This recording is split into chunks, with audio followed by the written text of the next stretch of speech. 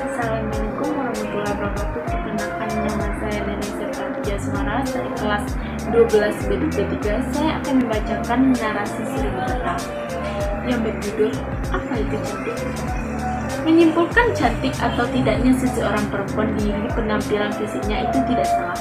Namun, itu bukan satu-satunya cara untuk mendefiniasikan cantik atau tidaknya seorang perempuan. Karena kecantikan seorang perempuan tentu terlalu sempit apabila hanya didefinisikan dari penampilan fisiknya saja. Ya, cantiknya terlalu sempit apabila hanya kita batasi dari seberapa putihnya kulit kita, seberapa mancung hidung kita, dan seberapa berkelas riasan dan make up kita. Karenanya, tidak jarang banyak diantaranya kita merasa insecure, tak terkala standar-standar dari kita ada pada diri kita. Terkait itu, teman-teman, ada baiknya kita mengingatkan sebuah kalimat bijak yang mengatakan bahwa beauty begin the moment you decide to be yourself. Kecantikan seseorang itu dimulai pada saat dia berani memutuskan untuk percaya diri dengan menjadi dirinya sendiri. Ya, dengan sendirinya kecantikan seorang perempuan akan tampak tak terbantahkan. Ketika dia berani menjadi dirinya sendiri, tidak insecure, percaya diri, tidak berlebihan, berpikiran terbuka, merasa nyaman, penuh syukur dan penerimaan dengan keadaan dirinya. Sebagai kata pepatah, yang tampak akan memudar dan yang terlihat akan menghilang. Namun, rasa percaya diri, keberanian menjadi diri sendiri dan menjadi versi terbaik dari dirinya sendiri justru akan memberikan kekaguman dan kenyamanan bagi sekitar, serta memberikan definisi yang lebih otentik akan cantik yang sebenarnya. Itulah pendapat saya. Bagaimana pendapat Anda?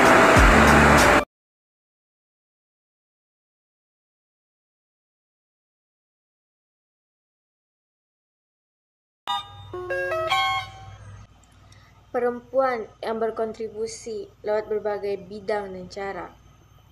Sebagian perempuan mengalami hambatan, bahkan celaan harian dari lingkungan. Sebagai perempuan, sekedar membuat pilihan saja sudah menantang. Kita kerap didera perasaan bersalah walau memiliki tujuan yang mulia. Tidak sedikit perempuan yang cemas dengan kemampuannya sendiri. Tidak jarang malah menganggap rendah dirinya sendiri. Tidak heran karena penelitian menunjukkan sukses berkorelasi positif untuk laki-laki, namun kerap membawa konsekuensi negatif bagi perempuan. Menjadi sukses dan disukai bukan hal biasa untuk perempuan. Justru kerap bertolak belakang. Kenyataan di sekeliling menunjukkan terkadang ambisi yang kita miliki dianggap bertentangan dengan tradisi. Pekerja perempuan yang mengupayakan posisi dianggap hanya memikirkan diri sendiri. Mereka yang berani unjuk diri seringkali justru dihindari. Bahkan saat sudah berhasil pun, walau sukses membawa manfaat bagi orang banyak pun, cibiran masih mungkin terjadi. Menjadi berhasil bagi seorang perempuan bisa saja memicu hal negatif. Dianggap begini, dinilai begitu, ditakar macam-macam. Banyak yang harus diperbaiki, tapi mari memulai dari diri sendiri. Tidak ada yang lebih tahu siapa perempuan selain diri kita sendiri. Harga diri tidak ditentukan oleh orang lain, melainkan berasal dari pengenalan atas diri sendiri, tahu kekuatan dan kekurangan sendiri, dan yang terpenting, paham apa yang hendak dikejar dan direalisasikan.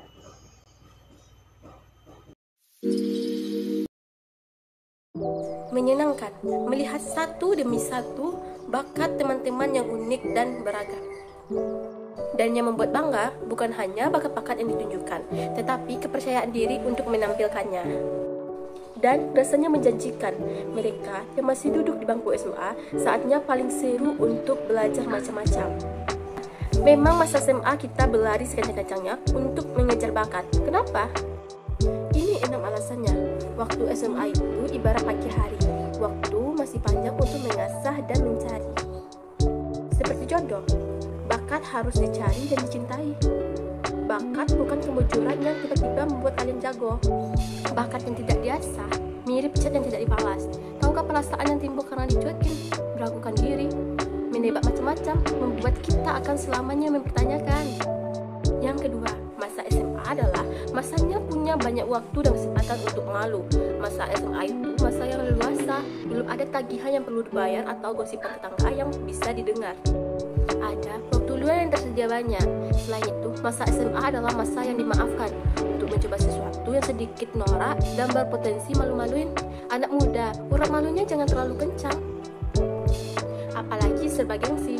Kenapa takut malu untuk melakukan sesuatu yang tidak merugikan orang-orang? Yang ketiga, masa SMA itu adalah masa ketika kalian masih banyak bermimpi. Mimpi itu suatu keharusan, usaha, dimulai dari cita-cita, termasuk jika mimpinya mengidolakan seseorang. Yang keempat, masa SMA punya kemewahan yang tidak dimiliki oleh masa SMA sebelumnya. Di era digital, lebih banyak pilihan bakat yang bisa disungguhkan. Modal mengasahnya pun lebih banyak opsi. Hampir segalanya hari ini bisa dipelajari dan ditampilkan. Yang kelima, mengejar bakat bisa sekaligus mengajar gebetan. Siapa dari kalian yang berusaha berlatih sekeras mengembangkan bakat supaya jadi populer? Banyak yang ngefans dan naksir. Gak apa-apa pamer kalian, bakat itu bagian dari pesona. Dan yang keenam, gagal di waktu SMA itu gagal yang baik-baik saja. Percayalah, masa remaja itu masa yang menyenangkan. Justru karena kalian belum dipaksa memutuskan gimana melangkah, belum diharuskan berhasil, ada banyak waktu mengganjal kemungkinan, masih banyak kalah yang boleh dilalui. Jadi, jangan membatasi diri terhadap keahlian dan potensi.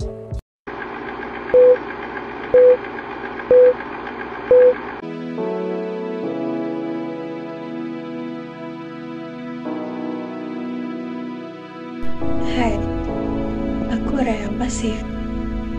Waktuku banyak dihabiskan untuk menyendiri. Ya, sibuk dengan diri sendiri, mencari sebuah ketenangan, tapi semu. Lebih lagi saat ku ingat, demi masa, sesungguhnya manusia berada dalam kerugian. Hingga akhirnya aku memberanikan diri untuk beranjak keluar, mencoba menjadi bagian hidup ini, bagian yang berarti. Entah akan dikenang atau tidak, yang penting waktuku tidak habis sia-sia. Jangan sia-siakan waktumu ya. Bye.